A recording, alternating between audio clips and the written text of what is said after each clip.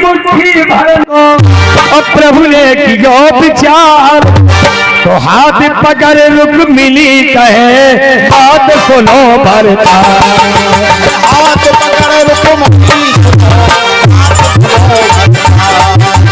हाथ पकड़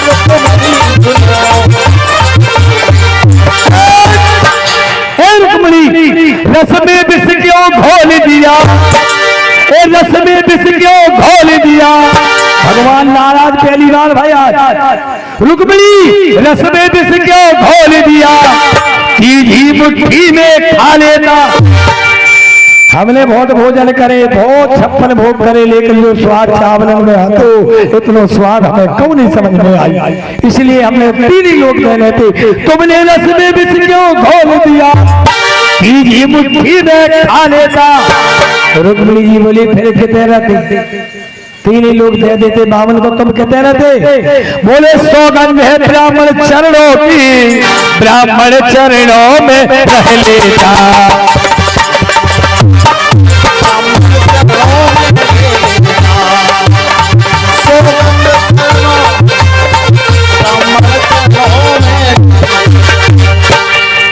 ये दो लोगन की संपत्ति दे रही हो सुदामा जी को कछु समझ में नहीं आई जो कया होगा इनने हाथ काया पकड़ लिया सुदामा जी ने सोची हमारे चावल झटक ले इनने से जाके नहीं काय को बामन के चावल खा ले ये बेचा मांग के लिए आओ जे सुदामा जी का कहने लगे खा लें दो हम तो और मांग ले उन्हें जो पता नहीं है हो गया गाँव कि दो लोगों की संपत्ति थी आ गई अब 6-7 तना हो गए भोजन भली मिल रहा सुखा हो सुदामा जी ने सोची जा बेची कंदू सोची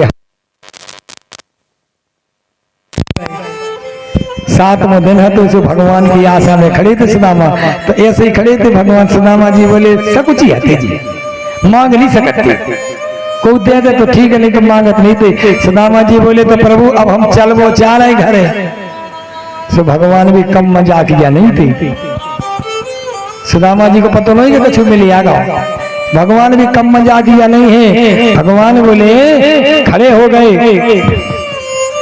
51 रुपए का दान हमारा शिष्य सुमेर सिंह राजपूत चोर शहर पड़े भगवान धन लक्ष्मी भंडार में टूट खड़े तो हम चल वो चाह रहे भगवान बोले ठीक है सुदामा ऐसे आप जात रज्जो कौन रिश्तेदार आवे वो कहे हम जा रहे तो अपन कह दो पर ठीक है तो फिर ऐसी का नहीं आओ जा कल अब फर्जी कह दो रुको चले जाओ तो भगवान ने तो कच्छ भी नहीं गई वो खड़े हो गए सुदामा ने हर ऐसे मुँह से कह दी हो जैनी की कछु ले जाओ कि का है बहुत कत्ती से सीला बड़े आदमी है कछुते देने खाए को लगे मैं चावल मांग के ले आई थी उधार सिर की सलासी देने खाओ और गाओ कच्छु कोई नहीं अब ऐसे करें भगवान ऐसे सुदामा जी को आशा लगी मिलने तो कछु है नहीं हो सकत का मुट्ठियन में चपाए हो 2-4 मोहरे अरे वो तरफ से तो नाव भाई ने उतार दो तो हम दो तरफ से थोड़ी उतारे हो सकत का मुट्ठी में चपाए हो तो भगवान ने मन की बात समझ ली हुआ कि जी मुट्ठी क्या सोच रहे भगवान बोले देखो सुदामा जी ऐसे मुड़ जो अरे काय होगा कछु नहीं तो लगी हो सकत का मुट्ठी में चपाए हुए सुदामा जी फिर ऐसे जाके वहां पे ऐसे हो जो कछु नहीं हो जब तक मुट्ठी बंधी थी सो लाख की हती थी हम मुट्ठी खुली मुट्ठी खा के कुछ नहीं लाओ भगवान ने सुदामा को कुछ नहीं लाओ जैसे फटे पुराने कपड़ा पहने आके वैसे ही पहने अकेले कोट पहरा दो अच्छा मखमली ऊपर सोने की और जो बाहर निकली सो भील पड़े सो भील लाओ और भील में वो कोट ही हतो उनके काम को कीमती सो वही उतार के बोले जाओ बामन सुदामा जी ने कही अच्छो रहो ये जो भाव सो अच्छो भाव अगर दे देते तो इन्हें छुड़ा लेने तो इसे जो भाव से बढ़ जा रहा हूँ भगवान बढ़ जा करो अब सुदामा जी को पता नहीं लगे जल्दी पहुंच गए जितने इनकी बिल्डिंग में खड़ा वाले टपर गया तो देखी सुदामा जी ने हमारी बड़ी बिल्डिंग बन गई और सुदामा घबरा गए लो महाराजन को पता नहीं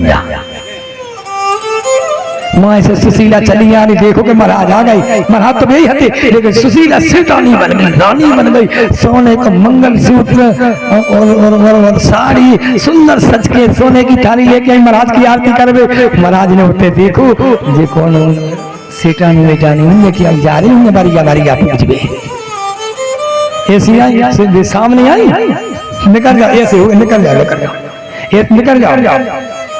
सुशीला बोली क्या कर रहे हैं महाराज तुम? सुदामा कह रहा बुरा तो नहीं मानो आप, हमें ऐसे लग रहा हमने आपको कब देखो है। बोले देखो नहीं हम तुम्हारी पत्नी हैं। बोली हमारी पत्नी सुशीला? बोली और नहीं तो का? बोली तुम 7 दिन में इतनी बदल गई? 7 दिन में तुम इतनी बदल गई? ऐसा भाव हो बंधु, एक बिटिया को भाव ब्याह, अपन ब्याह करे तो लड़का को कुछ समझ नहीं आओ जिसका या करा। जब ब्याह करो तो भारी बड़े बनत, हाँ बहुत पैसा बाए हैं, असलियत तो समझ में बात नहीं आओ। लड़का का होगा ब्याह से पीगा थुच्चे अच्छे दम से, बिटिया को ब्याह से लड़का पीगा थुच्चे सो माँ जो कचुआ तो सो 8-10 साल में सब चाट लाओ। बेन घरे आई, सब 2-4 बाल बच्चे फटे पुराने कपड़ा पहन के, और बेन भी वैसे ही है, साड़ी मतलब ऐसे ही पहने नीची क्वालिटी की। गांव के बहन भैया बोले काय दीदी, हमें लगा जीजा जी ऐसे कोनो बेलदारी को काम करे और का स्थिति खराब ही है, बेलदारी को काम कर। और बेल 15 दिन रुकी और फिर चली गई बेन अपने सास में, और बेन को 7 या 8 दिन नहीं भये और बेन फिर आ गई। बेन के 4 बाल बच्चे, बड़ी का जीन्स और बेल साड़ी पहने और मंगल सूत्र दो हार और सोने की चूड़ी और बढ़िया कीमती सब कछु करे, सब कछु ले। और गांव के बाल बच्चे कल काय दीदी, हमें लगत के आपके तो जीजा जी ने नौकरी बदल ली को आई। जब ऐसे ही करा तुझे कचू, हमें लगत अब तो नौकरी बदल ली।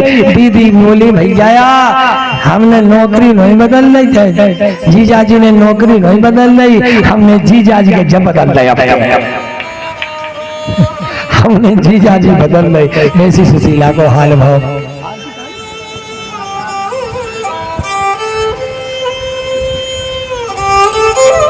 जलवा दो फिर आगे।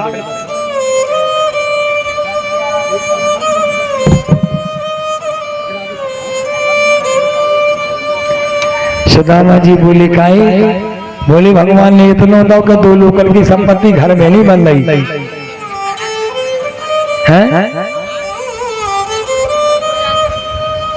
अच्छा तुम्हें जल्दी नहीं है? हमें जो लग रहा कि भगे तो नहीं कोनो, तो फिर अगर ज्यादा करने हो तो फिर हमें 1 गिलास पानी लिया हो, इंजन गर्म होगा। फिर आधु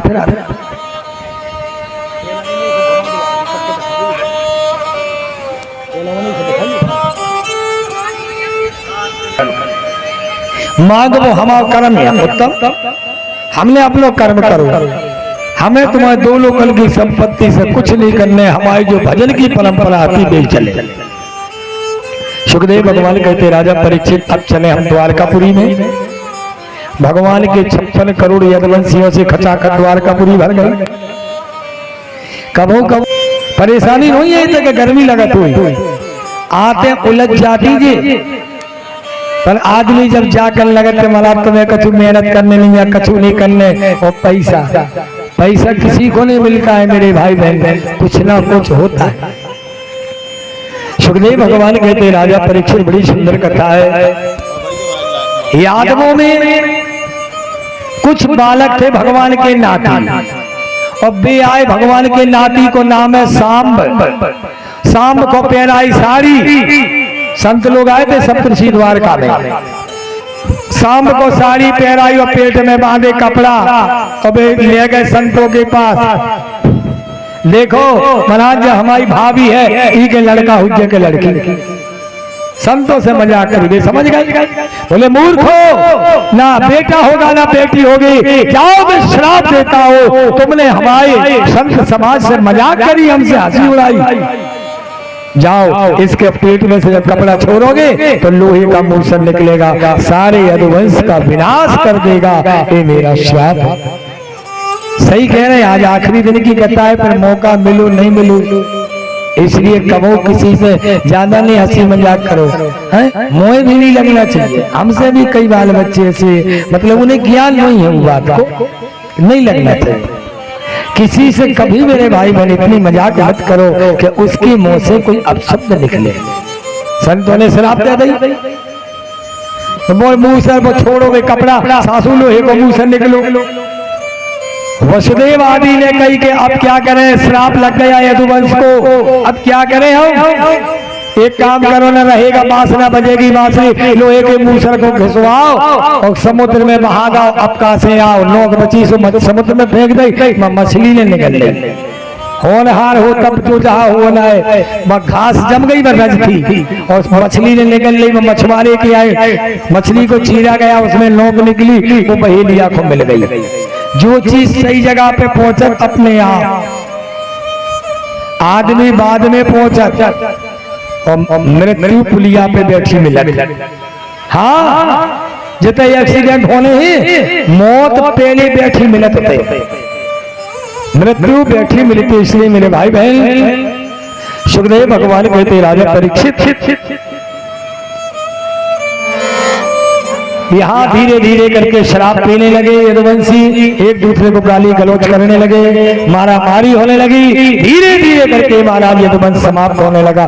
घास जम गई थी तलवार जैसी, ओई से मारा मार यदुवंश समाप्त होने लगा। भगवान ने कही हम भी समय आ गए, हम भी 125 साल के हो गए, तो उद्धव को बुलाओ। हे उद्धव, हम कहीं नहीं जा रहे, कलयुग लगने वाला है और हम श्रीमद् भागवत का स्वरूप खुद हमारा होगा। इसलिए 18वां पुराण भागवत खुद भगवान कृष्ण है, यही से तो घर में करावे से भगवान की स्थापनाएं हो जाती, इसलिए भागवत घर में करवाते। और इतनी कह करके सुखदेव भगवान कहते राजा परीक्षित, जैसे ही भगवान जंगल में गए, वहां पर बैठ के भगवान के चरण में पदम था। केवल 10 मिनट की कथा और रह गई है, मात्र 10 मिनट की कथा।